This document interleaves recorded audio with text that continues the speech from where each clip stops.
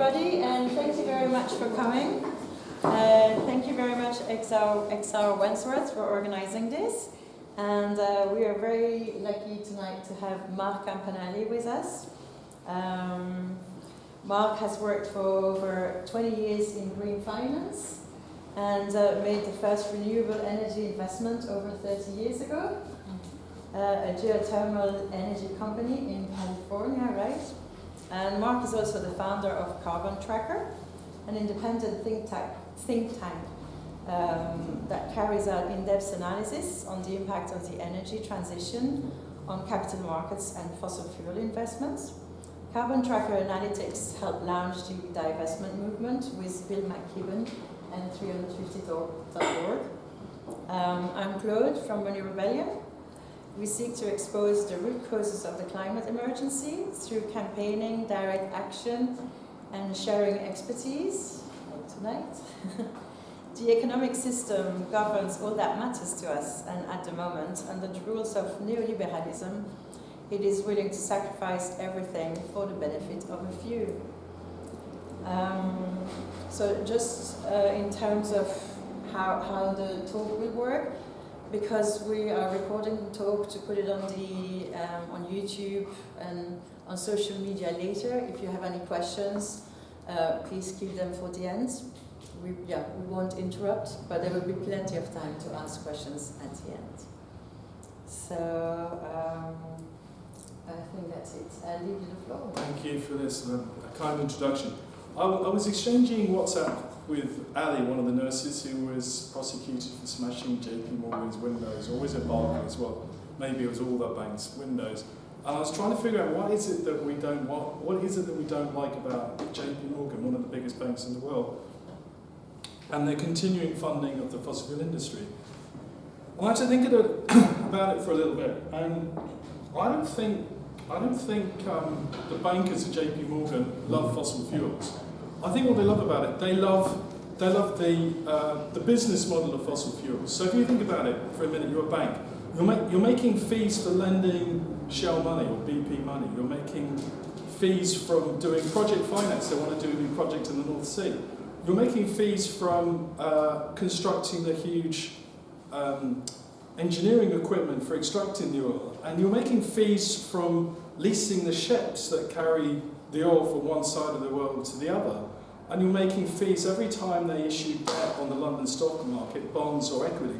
They're making placement fees. And then they make fees from lending to the hedge funds for trading in the oil and gas companies. And then JP Morgan and the other banks make fees from prime brokerage with their hedge funds. And then they make fees all the way through the fossil fuel system. And then when Darren Woods, the CEO of Exxon, is a big guy, if you've ever met him, who takes home, $100 million a year, they put it in JP Morgan Private Bank. And they make fees from the millions made by the people in the fossil fuel system. Now let's think about wind and air. What can they charge for sunlight? And what can they charge for wind? They can't charge a thing. And once you've built a wind turbine, maybe you'll raise a little bit more money to maintain it. But that's it. That's it. So what are the banks doing? They're not defending the fossil fuel companies. They're defending the most profitable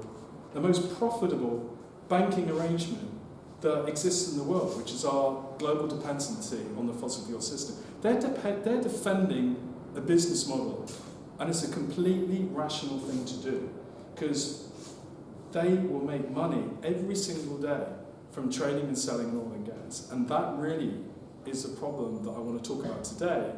And I'm going to talk a little bit about my background, how did I end up doing what I do, and I'm going to talk a little bit about London, the financial centre, along with New York, of the global fossil fuel financial system. And I'm going to talk a little bit about the clean energy system. Now, some of you, if you looked at the screen, you've figured out what is one of my favourite films. I think probably a lot of you have seen The Matrix, and there's a great line in it, in The Matrix. You hear that, Mr. Anderson? That is the sound of inevitability. Because what we know is true, that whatever's happening in this climate crisis, the world is coming off of fossil fuels. We're building an amazing clean energy system, and I want to talk about the speed of that, what it means for those of us that are involved in finance. So we've got this rather dystopian set of choices. It's not like we don't know what those choices are. We've got a choice between continuing the system that we've got now, which is heading us very, very quickly to climate catastrophe, or we've got this rather sort of lovely world on the right, which is a matter of choices. And people say that money is amoral. Actually, it's not. Every time an investor makes a decision, or some of you who have influence over, you might have a personal pension, a bank account, everybody is making a moral decision. I worked in finance for 20, 25 years. A guy came in, he came in with his deck to clear a forest in Guyana, and the investors sat around, and I went to another event at the Savoy, which was clearing the forests of Indonesia for palm oil. People are making moral decisions. It's not like, oh, I didn't know, it's, oh, we didn't think. People are making moral decisions.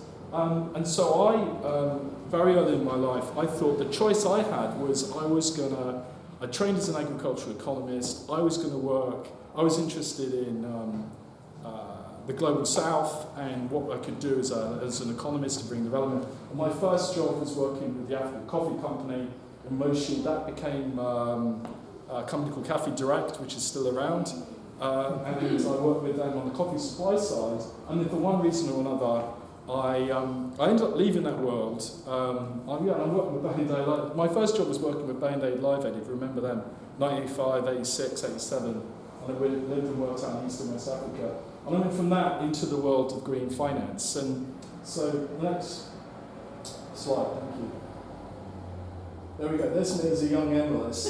I was one of the founders of, one of the founders of the Ecology Funds business, which was the first green fund 35 years ago.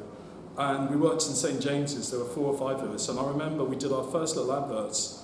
Some guy coming off the street off his motorbike with his 30 grand check, he said, I've made some money, I want to invest it ethically.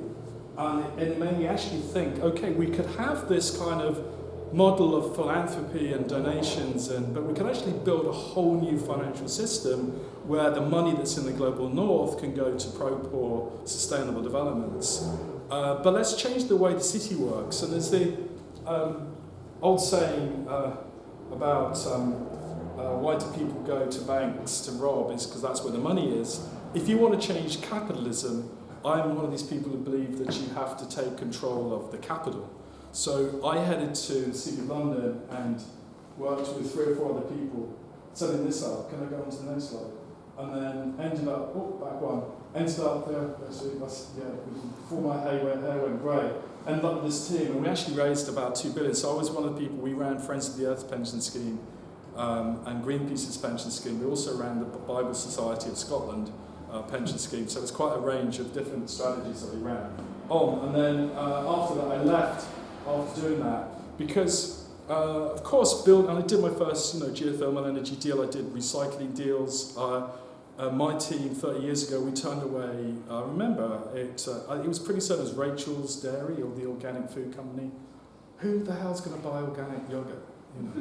We turned that one away until we realised it ended up in every sort of store on the high street. So investing was about picking companies and avoiding the really bad stuff. But what I saw, I used to go down to the library and I used to work in the Broadgate development in the city, and I used to read all these prospectuses, and these big coal companies were raising money in the City of London, and these big oil companies. I picked up one of them. This was a company called Extrata, 2001, 23 years ago now, and it was a coal company, and in the prospectus, which ran to 300 pages, and I did read all of it, all it did was coal, it only mentioned climate change in passing. There was only 10 lines on climate change as a coal company. I thought, well, we're financing this madness, this idiocy. How many coal companies are there listed on the London stock market, and oil companies? And what would happen if they were to burn all the reserves that they got? And that's led to this idea of the carbon model. Can we go into the next one? Look, you know this stuff. It's all the emissions in the atmosphere have gone up in there in the last 70 years. We've gone from 350 parts per million, we're over at 420, somebody will tell me the exact, and it's the cumulative amount of emissions. So if it's the cumulative amount of emissions, it's the CO2 in the reserves of Shell. It's why we're stopping the companies from developing new oil and gas, is because we've got to stop the world financing the next round of fossil fuel projects. And this is the statistic which I honestly didn't know, was Shell responsible for 1% of the world's future emissions? 2%? What about the top 20? What about Exxon and BP? What about the top 200? Okay, let's take the world's top 200 coal, oil and gas companies.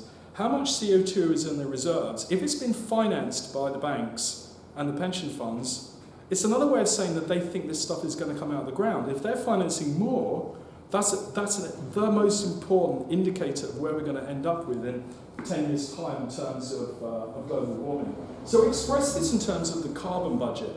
I reckon that we're through 1.5 degrees now. We're at 1.5 degrees now. Pretty certain we're through it. But so the scientists who still hopeful think that the carbon budget to 1.5 degrees is around 280 gigatons. We emit 41 gigatons. It's a range, maybe it's 50 gigatons a year. You can see the maths. That's why we're down to the last couple of years. 2 degrees, it's around 1,000 gigatons. And so 1.5, well, it's not 7 years, it's 6 years. I think it's now. So you can see what we're trying to do here. It's let's stack up all the reserves of Exxon and Shell and BP. Let's think of what that will be. Of course, these are the biggest companies in people's pension funds. Shell and BP are the two biggest companies typically, along with the banks like HSBC, and everyone in the UK's pension funds. That's why it's so important, please. Right, so what was the analysis that became the carbon bubble? Well, I took the top 200 and we said, okay, so it's oil, it's coal, and it's gas. And each one of these is a financial centre. That actually is New York, but it wouldn't fit, and that's Toronto, and that's Joburg, and Shanghai's in there, and then you've got Australia. So if you think of climate change as a capital markets problem, there's only two places in the world that count. One is New York, and the other is London. And most of the world's unburnable fossil fuel reserves are in those two financial centres. 15%, you hear the statistic that UK is only 1% of the world's emissions.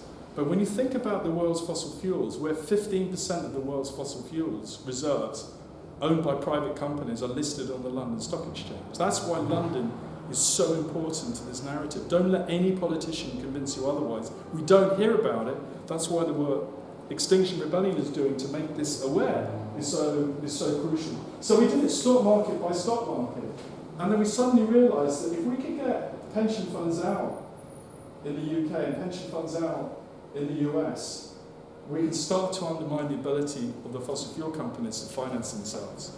Get the pension funds off the insurance companies. Everyone will have an insurance policy, a life insurance policy maybe, a car insurance policy. That makes you a stakeholder, whether it's Norwich Union or the Prudential or Legal in General. Everyone has a vote in this consumer voice. Please. Next. Now, I'm going to tell you this now. So John Lennon had this old joke that life is what happens when you're planning to do other things. I was doing something else. I wasn't launching an organisation.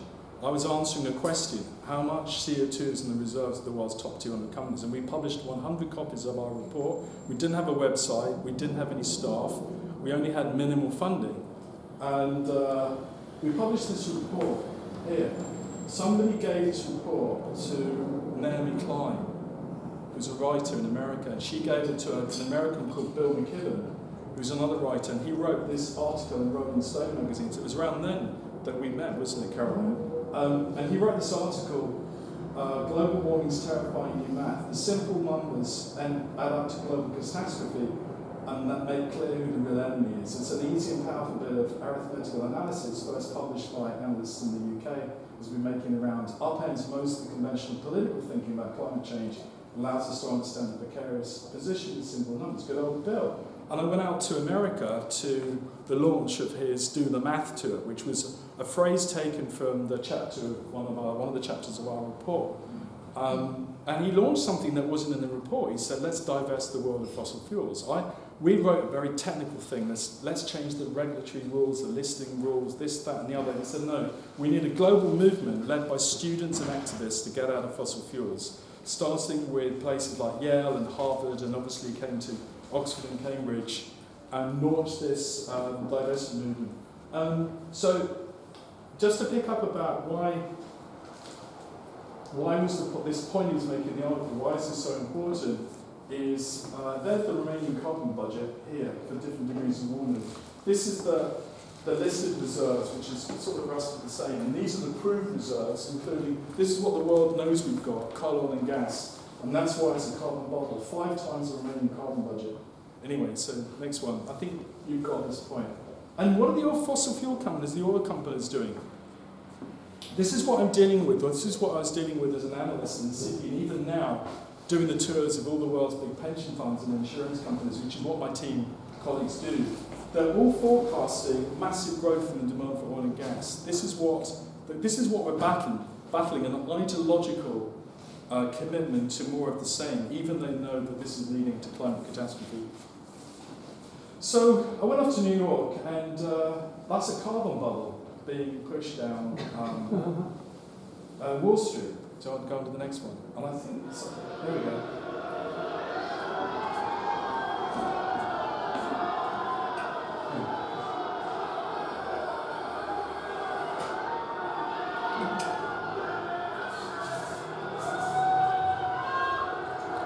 And then it gets burst on the horns of the bull in Wall Street.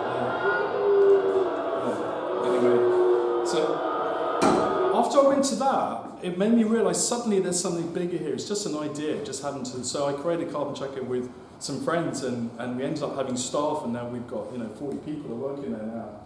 And then amazingly, with the divestment campaign, faith groups, the folks looking after the money of these elderly nuns in New York were going to Goldman's and these endowments in Cambridge, and I did these presentations at these Cambridge colleges, were going to their fund managers saying, what's going on, why are we investing in this? And then the big asset managers like JP Morgan, I presented there a number of times, and Goldman Sachs, and presented there, and saying, can you please tell us what this issue is, because we're getting all our clients asking us. And this is a story from the Financial Times, which is the original carbon bubble from Carbon Tracker. This is an anti-fracking protester, and people like BlackRock, they launched a fund. We needed to do a lot more, but then the carbon bubble drives the debate, and then suddenly realised that actually there's a little bit more going on here. We can drive this as an idea. It's not the only idea, but we can drive this as an idea. And that launched really from, then can I just press it once more? Okay, and once more. Thanks, Julia.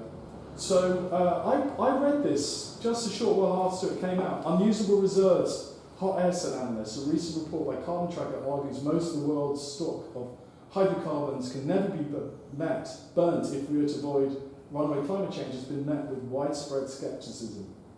And then in comes the movement, in comes the students, in comes the activists, in comes the nuns protesting. It's always nuns and not the others, not the guys. But anyway, so and then 4 years later, all the recent ideas campaigners come up with to convince the world to do more to curb global warming, none were more potent as the concept of stranded fossil fuel assets. And this story became a meme. Next. Okay, so what actually happened? I picked up a Goldman Sachs study last year that appeared in Forbes magazine that said 10 years on, because of the activists protesting, the world's reserves of oil and gas have gone from 50 years to 23 years. So we've roughly halved it. And why is there so much protest about the North Sea? You probably don't know this. Based on the reserves of the oil companies, we're down to the last 6 to 8 years of reserves. I mean, the Middle East has got 40 to 50 to 60 years, 80 years of proven reserves. But the key thing is that it's had an effect. Movements working together, people with the right information, people mobilising together, whether you're a pension fund, Quaker groups getting your church out, the United Reformed Church just passing their own resolutions to divest all their endowments and reserves of fossil fuels. It's had an effect. So I said that I was going to sort of switch. That's been my story. That's how Carbon Tracker came about. We're just a tiny cog in a massive wheel. But I actually want to move and talk about what is this new system that will inevitably lead to the demise of the fossil fuel system. And that's what I want to talk about now, please. So, during London Climate Action Week, a lot more has been taught now about the effect of tipping points. So 2001, we thought 4 to 5 degrees we were going to manage. By 2007, we were realising actually 2 to 3 degrees. 2013 with these next IPCC reports, well, was 2 degrees manageable? And what we're beginning to realise now, there's another one coming out, that actually the most dangerous tipping points that we're going to see now between 1.5 degrees and 2 degrees, the close down of the AMOC, which circulates warm water up into the Arctic and keeps Europe warm. All these things are happening. But against the background of that, all of the forecasts that people have been using, this is the World Energy Outlook from the International Energy Agency, have always underpredicted the actual installation of new solar. Particularly, there's been the most successful story. So the source of optimism is that we're installing this cheap new energy source, renewable energy, which gives us some hope that we're within range, some hope that we're within range of avoiding 2 degrees. I think we may go to 2 degrees. I hope that we don't, because we know it will be devastating effects. And it's going to be technology transformation that will end the fossil fuel system. Investors are waking up to the biggest investment opportunity in the history of the world. In economics, things take longer to happen than you think they will, and then they happen far faster than they thought that you could. And I think this is what we're seeing now, Tulia. It was even yesterday, I think it was Radio 4, was saying how Norway's had 2 hours of completely free energy because the vast abundance of cheap renewable energy. And California, the 7th largest economy in the world, is having 4 or 5 hours a day without using fossil fuels at all. This is what we're building. And capital from people's pension funds was poured into the clean technology-related investments. We got to the first billion just 4 years ago. We're now getting up towards the second billion, trillion rather, not billion, second trillion, and growing from there. So the point I'm making is that with these new technologies, the shifts are happening. So let's go into something. What is the cause of this? Sorry if you can't see from there. Let me just see how bad this is. Can you see this? That's not bad. You can just about see this. So what you're seeing here is this is the surprising one. Is these new clean technologies are beating commodities on costs. Solar's the big one. Since that Democrat president, why have I forgotten his name? The guy's 99. Still alive. Al Gore. Not Clinton. No. Carter, thank you. Jimmy Carter, bless him. Since Jimmy Carter put solar on the rooftop of the White House, it was Jimmy Carter that said we were going to have the solar revolution. The price of solar has fallen by 99.7% since Jimmy Carter put solar on the roofs of the White House. And it's now the cheapest form of energy. And when you add in battery storage, which we now have in an invincible combination, battery storage plus wind is the cheapest source now and getting cheaper than natural gas. And the problem with your bills, when you get your bill, you can't split out the cost of renewable energy from the cost of your other energy. When you have another look at your bill, we need to do that because your bill, you're charged the highest marginal cost on, and it's on gas sets the price for your heating. So when the price of gas goes up, the renewable energy companies have to charge if they're selling these other services. And this artificially inflates your energy price. If you split your bill, so when the Ukraine war was peaking with gas was 6 times the cost of renewable energy, was that in your gas bill and your heating bill from there? It wasn't, was it? So fossils was 6 times more expensive than renewables. This is the secret in our system in the UK. We've not told people that renewable energy is the cheapest form of energy in the UK today. Most people think that renewables are subsidised. Of course, it's the other way round, and we've got to move by changing the bills so that the real price of renewables is on your bill. And this is something that a lot of people have been asking for. Next one, please. The other thing is these new technologies are beating on speed. This is how long it took to build nearly 3,000 terawatt-hours of nuclear. And this is how long it took to build nearly 2,000 terawatt-hours of gas. From the first gas, 35 years, and then there's coal. But look here for a minute. Look how quickly this has changed. It took the first 1,500 terawatt hours of solar took 12 years, it took 2017. But the last 8 years, the next 1,000 terawatt hours only took just 8 years. So we're putting huge amounts of clean energy onto the grid globally. And this is because, of course, these technologies, manufactured technologies, are faster. And the incumbents, whether you're talking utility companies or politicians, have underestimated the speed of this change. And they think in linear terms. We've got to think in exponential terms. Things happening really rapidly. And this is, again, that thing, the World Energy Outlook from the International Energy Agency thought that in 2020 we'd be here. And even in 2023, 2022, they thought we would be here. But look at the difference between 2022 and actually 2023. We're constantly underestimating the speed of these trends. And the same with electric vehicle. These are the estimates. This is the actual. And the same with battery cells. This is where we thought we would be even in 2021. We thought we'd be here. And then we're here. Because we learned how to make super fast, super cheap batteries, which is going to be one of the things that changes. I do these conferences with the oil and gas industry. So if any of you were any of you with Greta Thunberg outside the Intercontinental in Mayfair? Were you? Thank you.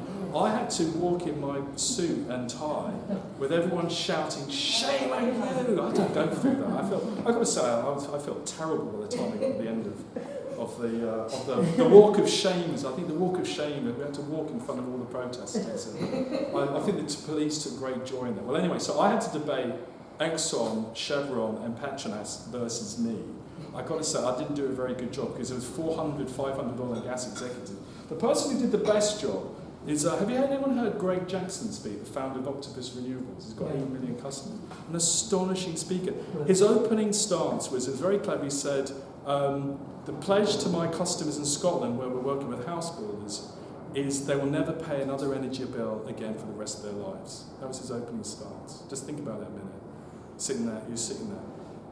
This audience, mostly Middle Eastern kind of oil and gas people and American oil and gas people, they were looking around, they were looking at each other. This guy's saying that the consumer will never pay an energy bill again for the rest of their life. So how did he do it? He said they've got an electric vehicle, a cheap one from China, in the front of the gate. They've got an electric battery in their basement. They've got solar on the roof. And in the middle of the night, they're drawing the energy from the car. Or rather, they in the middle of the night, they're putting the energy into the car, and then during the day at peak pricing, they sell the energy that's stored in the house or stored in the car into the grid, and the house makes the energy, and then the Octopus makes their money, and that's why the household doesn't pay again for a bill. And he said, everyone is existing in the way of the internet. It took 2 hours to download a newspaper. So, 20 years ago, people said, it will never take off. And now we've got a mobile phone where you'll pay £50 a month and you can eat as much kind of mobile phone internet use as you possibly can for your £50 a month. And he said, energy is going to be like that. You're going to pay a flat fee, 50 quid a month, and you're going to have as much energy as you need. And that's the system that we're building today in the United Kingdom, and we're building it around the world. And he said, we're going to kill your business model, we're going to eat your lunch, and all of you're stuck like, the publishing printers and the people with the solid, landline phone. You're living in the past. We're building a new system, and you're still racing to catch up, and you'll never catch up. It was an amazing speech, and he was absolutely right, because that's the new system that we're building, and it's still being built in front of our eyes. Please. Wind generation, well, I'm going to say the same. These annualised growth of 28%. Can you imagine it? Fossil fuel system is growing slightly, but it's never grown more than 0.5% a year, 1% a year. The renewable energy system, look at the combined annual growth in batteries, and this is going to continue to grow. This is astonishing growth rates, and I know I'm a kind of a finance money thing. This is what investors are interested in. They're not interested in the business growing at 1%. They want to see businesses growing at 25%. Next, please. The world's added 510 last year gigawatts of renewable capacity in 23, equivalent to the entire power capacity of Germany, France and Spain combined in 1 year. In 1 year. And that capacity grew by 50% the year before.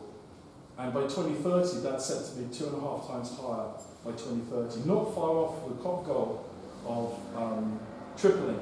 Now, there's another statistic that isn't in there, which is when COVID happened, we lost 5 million barrels of oil demand a day. There's 100 million barrels of oil demand a day. Do you remember the period when oil prices were negative? That's when all the share prices of the oil companies dropped because their production costs are what, $20, $30 a barrel? When oil's at $10 a barrel, I don't know if people know this, the oil companies were borrowing from the banks to pay their dividends. Dividends are normally paid from profits. Call me old-fashioned. But no, under the energy system we've got, the oil companies were borrowing from the banks to fund their dividends and their share buybacks. That's why the price of oil is so important. The International Energy Agency, at this speed of growth, reckons that within 5 years, we're going to see 5 million barrels of oil demand destroyed a day. Now, if that happens, again, oil prices could go down, and this is where you get negative returns on capital. The cost of capital for an oil company, raising their debt, raising equity, the cost of capital is too high to justify the projects they're doing. Right now, when oil's at $70, $80 a barrel, and you're getting out of the ground at $10 a barrel, of course you're going to do it. But if the oil price drops because demand drops, here's another secret of the industry. OPEC, the biggest cartel in the world today, we've had 8 oil production cuts in the last year and a half. We don't hear it on the news to try and keep oil prices high. Why are energy prices high? Because it's not a real market, it's an artificial market. That's what a cartel is. It keeps prices high for consumers. That's why we've got to get rid of the fossil fuel system, because it's controlled by a cartel of very few sellers and multiple buyers. And just to illustrate this point, some of you have probably got computers and printers at home. Does everyone have a printer? A few people have printers. Okay. When you're buying a printer, you're not really buying a printer. Printer is cheap, fairly cheap. What you're really buying is a constant need to buy printer ink. That's what you're buying, is a contract to buy printer ink.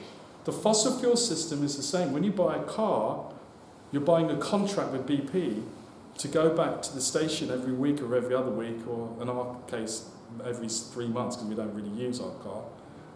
And it's a mixed hybrid one as well. So you're going back to buy, and it's a long-term. Now, can you imagine what would happen if you bought a printer where you never needed to buy printer ink? Everyone would buy it, wouldn't they? But you'll be driving the printer ink and the printer manufacturers out of business, because their follow-up business is selling. Hewlett-Packard writes to you to say you're running out of ink. Please buy your next printer. Oh, by the way, they're 20 quid each, and you need 4, and you probably need to replace them 2 or 3 times a year if you write and so on. So that's what's happening with the energy system. We're getting rid of the printer ink, the fuel, and we're creating a new system, which is why the energy system is going to halve in size, because we're not going to need motorway, roads, stations selling us oil. We're not going to need petrol stations at the end of the street. We're not going to need... Half the world's shipping is LNG and tankers carrying oil and gas from around the world. That's going to halve in size in this new energy system. And as we create our own energy, we're going to have thousands and thousands of producers with thousands and thousands of users, and this monopoly, this cartel, disappears in this new energy system. And instead of power concentrated in the hands of the Russians and the Saudis and the Americans, who control oil production and gas production, energy is going to be distributed around the world. The global south will get off of importing oil and gas, and people will get a fair pay energy fairly because of competition, and the price of energy will fall because of competition. And we will remove this artificial system. That's what we're building today. Those of you who have Optimus Renewables or have any... Sorry, next one. This looks at UK electricity from fossil fuels. That's total demand and fossil fuels. Look at how that's collapsed. Total demand has fallen. This is the thing that we forget. When you buy a new appliance, a new hairdryer, a new radio, a new TV, they're so much more energy efficient that the demand for energy in the UK has fallen. Our old devices we got rid of weren't efficient. Our washing machines. This has all changed because of regulation and law. And that's why energy demand's come down. But look at where renewables comes in. It comes in here and overtakes fossil fuels 3 or 4 years ago. That's what the Tories are defending by their desire to do more on the gas licenses. And here's the record fall in EU coal and gas generation. Pushed power sector emissions down 19%. This is coal generation down 26% in 23. Gas fell 15% last year. Emissions fell 19%. This is the good news that should be, what we're talking about in this election. Anyway. So, solar and batteries are taking over. And this is a forecast done by Bloomberg New Energy Finance and the International Energy Agency. This is where we expect solar to be within a year or so, overtaking coal and gas with the most installed total generation capacity. Doesn't mean it's on all the time, which is why we need battery storage, but that's why pumped hydro storage and battery storage is growing so fast to meet the times when the sun's not shining and wind isn't blowing. And we're poised to electrify the rest of the system. Heat pumps, EVs, electric vehicle trucks. I saw a picture of a Chinese electric container ship. We're electrifying global container ships as well. And then electrifying, of course, everyone has a digitally enabled automated device. It's called a phone. That's a battery system with electricity. Next, please.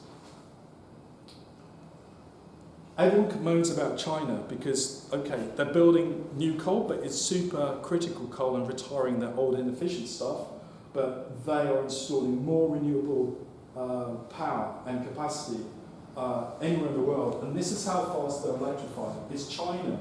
So I was listening to a Radio 4 program back in April, and the list price of these new Chinese electric vehicles is $10,000 list price. So we could export them to the UK for what?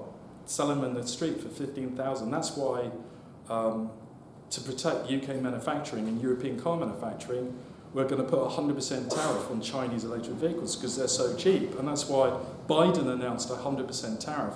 Chinese are making it so damn cheap.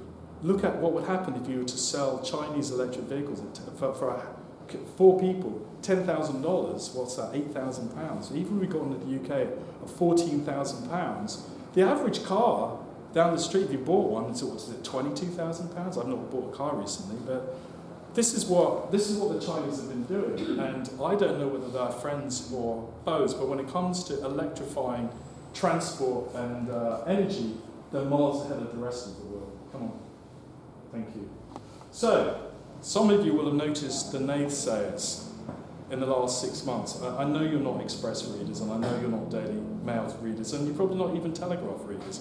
But if you were, or GB News, how many of you read GB? Anyway, so this is the kind of, I do read the Sunday Times, along with the Financial Times, and the Sunday Times comes out with this crap. Electric vehicles for everyone, it's an impossible dream. Are electric car enthusiasts a little bit too enthusiastic? And Tesla can build these are real headlines, by the way, all the cars it wants. The real challenge is going to be selling them. Power failure, automakers are all on electric cars, but US infrastructure is unprepared. As I tell everyone, when the first car went out the street, how many petrol stations were there across America when the first petrol car came out? And the answer, of course, is 0. They had to put a petrol car can in the back. And people say, oh, there's not enough electrification. Of course, it's all being built now, this infrastructure. 10 reasons electric cars still suck. We unplugged the EV hype. I think that was a Daily Mail one. And they've been running the same headline. What are they doing? They're defending a business model. These business elites are defending the you need fossil fuels business model because they're defending this amazing ability to concentrate wealth in the hands of a few oligarchs and a few powerful executives. That's what they're defending, and of course the Express is going to defend that. Whilst all these headlines are coming out, this is what was really happening. This growth. You've got to focus on the signal, not the noise. This is what was really happening. Exponential sales of electric vehicles. I think I've got the UK. No, it comes in a minute. So pessimists sound clever, but it's the optimists that change the world. And the incumbents have been predicting the end of the transition for decades, And the pessimist and optimist take on the solar and wind uptake. Solar and wind doesn't work. Solar and wind is too expensive. The grid can't handle solar and wind intermittency. Grids and permitting is going to stop grid growth. China dramatically reduces costs. Leaders raise the deployment ceiling. Batteries and digitization provide all these new solutions. This is the optimist reality that we're seeing around. Okay, this is the UK one. This is beginning to look like one of those S-curves of growth. This is what's actually happening. I've got two colleagues in the team working on the data. It's still going in this direction. We've gone from not talking about it at all to being nearly 20% of UK car sales being electric. And we could reach this crossover point somewhere by maybe 26, I don't know if it's going to be 25. And you can see the decline in internal combustion engine sales. So you're getting the point I'm making. Yeah, this is a quote from Richard Branson. 10 years from now, the smell of exhaust from cars will be a thing of the past, much like the smell of cigarettes in restaurants. And I think he's probably right. Thanks, well, on that. Okay, here's some conclusions. Thank you. That's okay. So, right. So, you may have debated this with other people, and it's thrown back in our face. We need gas for energy security, or we need fossil fuels for energy security. The most secure thing we can do, as you know, and I think you all agree, is to completely get rid of the fossil fuel system. That's the most secure thing that we'll do. And parts of the global south, like sub-Saharan Africa, are hugely abundant in renewable energy. So is obviously Australia, that still thinks that their future is based on coal.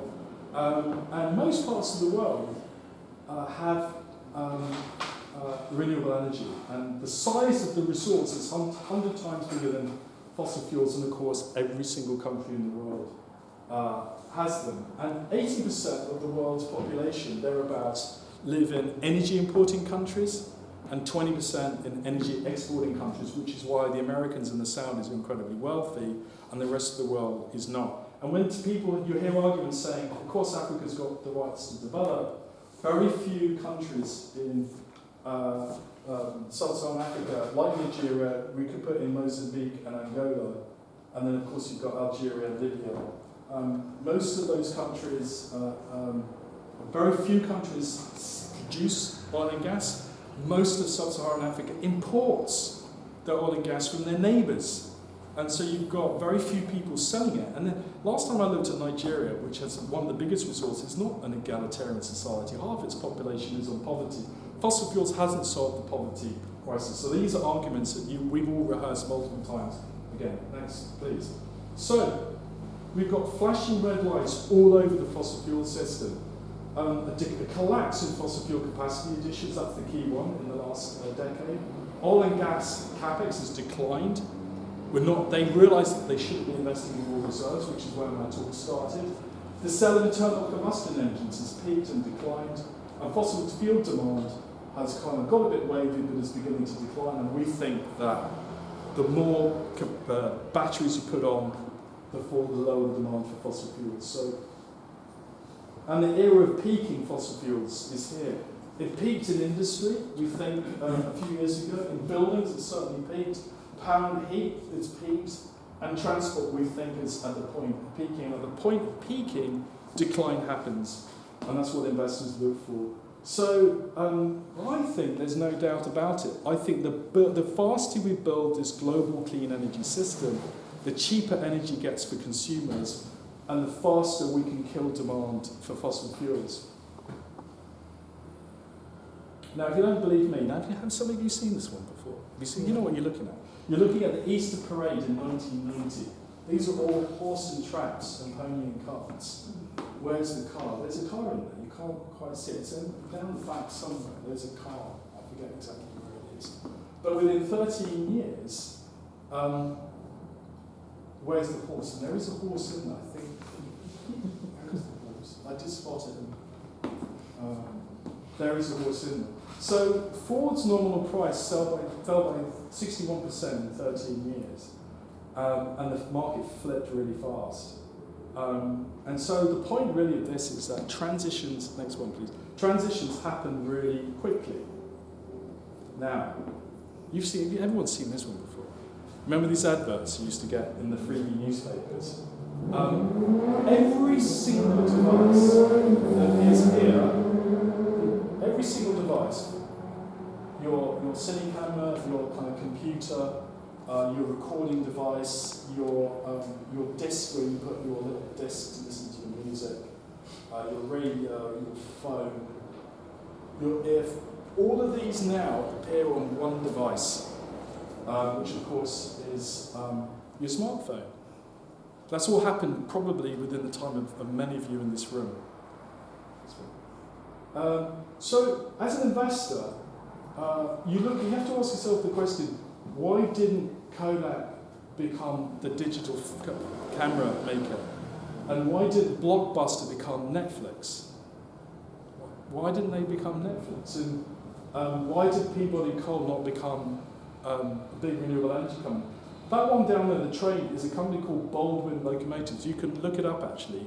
Their chairman was listed in the New York Stock Exchange. The chairman was asked in 1920, I think it was, why are you still investing with the rise of the car in the next generation of locomotive steam engine? And the chairman said, mark my words, steam locomotives will be the dominant form of transport well into the 1980s. That's what he said. And this is the kind of language that you're getting from each of these companies. We're growing, you need us more, we'll never get off of fossil fuels, you'll only ever be able to move from A to B if you burn something in a fuel, in an internal combustion engine. And I think this is what investors are concerned about, that when history will repeat itself, these are the laggards of the past. So, I'll just go back one. I'm going to finish my talk there. I have no idea how many minutes I talked for, Caroline. Okay. 45? Did I? Oh, it's longer than I said I would. But okay, so what does this mean for you? So I think at the beginning, I kind of asked a motivational question right at the beginning.